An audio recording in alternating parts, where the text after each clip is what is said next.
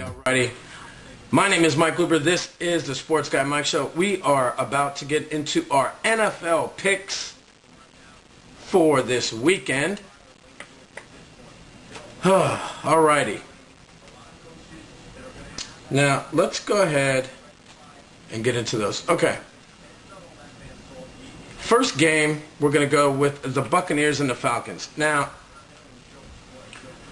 a lot of people think, and it's fine to think this because they are a really good football team, and it's absolutely fine, and they are ahead in the NFC South at 5-2. So this game has huge implications for both of them. Tampa being right behind them. This is a really hard game to call. A lot of people are thinking Atlanta is going to take care of them. But I'm kind of... It's hard to call this game. You can honestly flip a coin. Even though it's in Atlanta, for some reason, I like Tampa Bay in this game. I think that they want to prove that they are better than Atlanta and that we should be talking about them and not Atlanta. So I am going to go out on a limb here, and I'm going to go with Tampa over Atlanta. Second game, now we have Chicago going upstate New York to Buffalo to take on the Bills. This one, honestly, you want to talk about a dumpster fire? These two teams. Okay.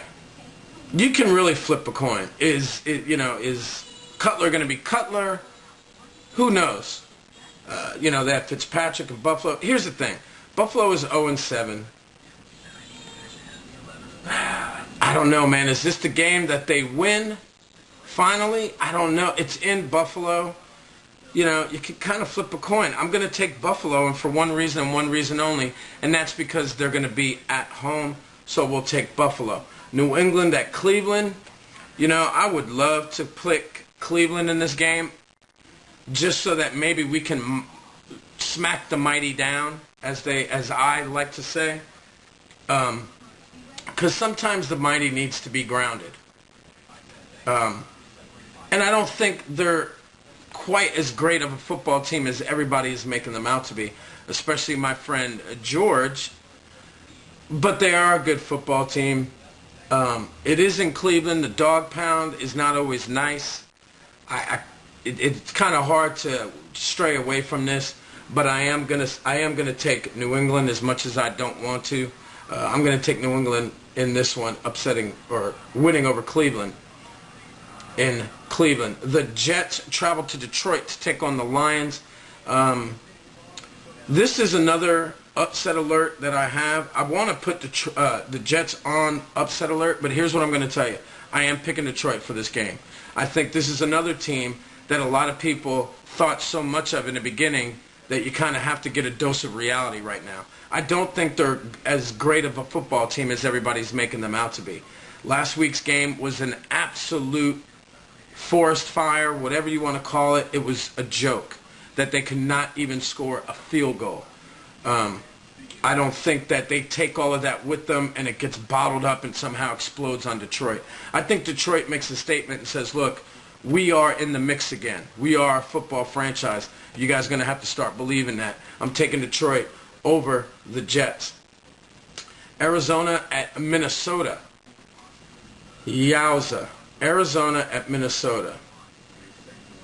Now, two more dumpster fires. Cardinals are 3-4. The Vikings are 2-5. Who knows if Brett Favre's going to play? Tavares Jackson, however, did have the first play he came in, threw a touchdown. So it is in Minnesota. I'm going to give the nod to Minnesota just because they have more depth and they have more talent on that team. And I don't think Arizona is going to get it done. So I'm taking the Vikings over the Cardinals at home. The Saints are going to travel to Carolina to meet the 1-6 Carolina Panthers. Yowza. They just beat us. They just beat Pittsburgh at their home. They're traveling down to Carolina, or I should say up to Carolina. Panthers are 1-6, even though they're at home. I mean, you'd be a fool if you thought for a second, if you think for a second that Carolina can get this done. It won't happen. New Orleans will beat the Panthers. Miami travels to Baltimore. Baltimore is coming off a bye week. Miami is 4-3. Ravens are 5-2. I would love nothing more than Miami to travel to Boston after they've had a bye week and absolutely decimate them. I don't think it's going to happen. I'm kind of leaning towards Baltimore just because Miami's they're just not good. They started off good and they've just, they've sputtered. San Diego versus the Texans. This is a no-brainer. For me, anyway. I know a lot of people think that the Chargers are going to somehow make this miraculous recovery because in the second half, in the past, they've shown that they like to do that. They like to come on in the second half of the season and just kind of charge their way into the playoffs. Excuse the pun. I don't think it happens. I think Texans at home, they have something to prove. They have to get back on the ball. Matt Schaub has got to throw better. That offensive line has got to keep him upright. If they don't keep him upright, San Diego will win this game. But I am going to take the Texans as long as that offensive line keeps Schaub upright and enables him to throw the football. Giants at the Seattle Seahawks. This one, I got to go with the Giants. Eli is coming into his own again. He's actually playing. The running backs, Bradshaw. I mean, everybody's kind of clicking. Hakeem Nicks is an extremely talented wide receiver. As long as they run simple plays like they've been playing, and they play defense. Don't let Seattle score. They should run away with this one, no doubt. I got the Giants over the Seahawks. Chiefs taking on the Raiders. Now, do you want to believe the hype? I guess is the word you can use. Are you believing the Oakland Raiders hype? I don't know. Jason Campbell, is he going to start? If he starts, as long as McFadden gets that football, not an issue. This one's really hard. The only reason I'm taking Oakland is because it's in that hellhole of a home stadium for Oakland. It's probably the only reason that I'm going to take it, because I don't think Matt Castle is going to be able to get off what he wants to get off and get certain plays done that he wants to get done. I think that Raider defense is a little bit underrated. I think they're going to come after him, and it's going to be quite a sight. So I'm going to take the Raiders. Unbelievable, I just said that. Over the Chiefs. Okay, now we got the Colts and Philly. Now, here's the thing. The Colts have so many injuries on offense. I just don't know if they can go into Philly, take on Philly with all these injuries. Now, I was the first person to say it last week that if anybody was going to be able to take a team with that many injuries, second and third team guys, other than Tom Brady, obviously Peyton Manning can do it, because Tom Brady's done it and he's won championships with not such great, not Hall of Fame players, not really great players, and a kicker. But with the Colts and the Eagles, it's kind of dicey. If Michael Vick stays in that pocket and they keep him upright and he doesn't abandon that pocket like he loves to do and looks for his second and third checkdowns, I honestly can see Philadelphia winning this game. It is at home. The crowd tends to really, really get into it. It's a great stadium. I just don't think that as good of a quarterback as Peyton Manning is, I don't know if he can continue to do it with the cast of players that he has, because they're not his starters. They're not high-caliber players. Now, did they get it done last week? Absolutely. But if it's a thing for him to continue to keep doing, I don't know if he can do it.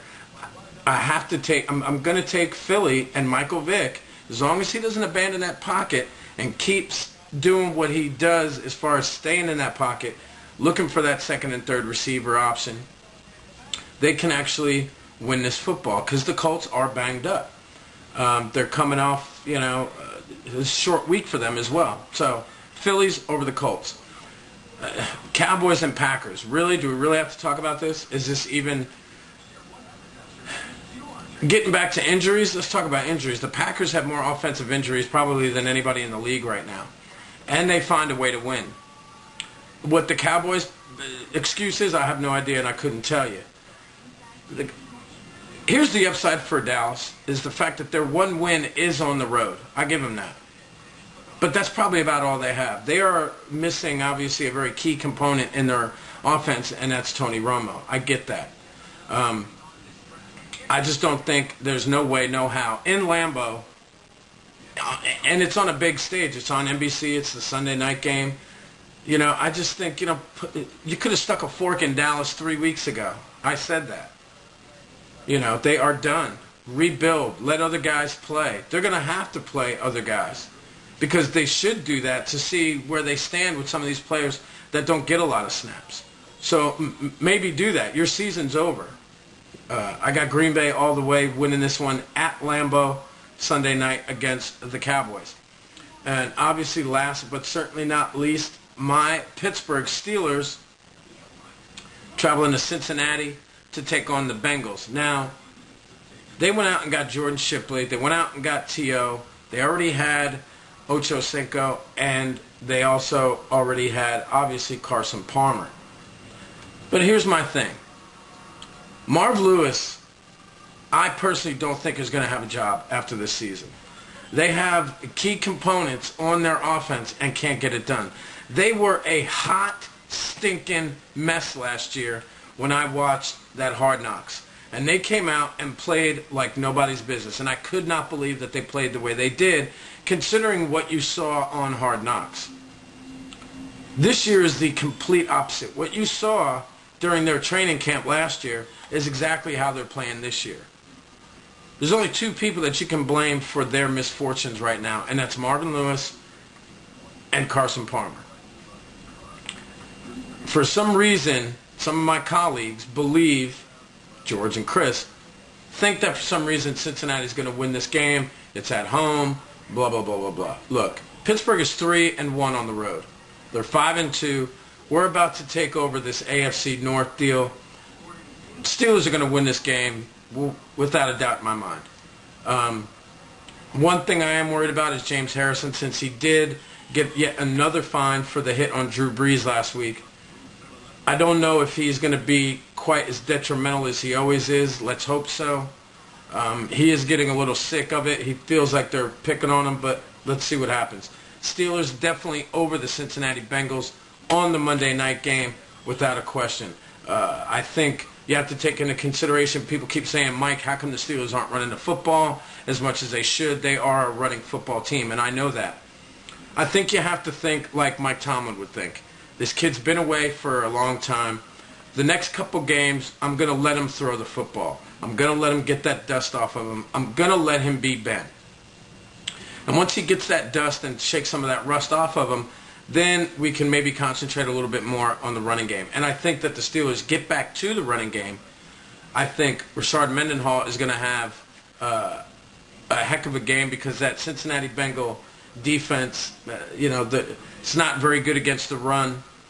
And I think that I watch for Pittsburgh to mix it up a lot more in this game and prove to everybody that they are a complete football team on both sides of the ball. So that's who I'm picking for Monday night. The Steelers over the Cincinnati Bengals.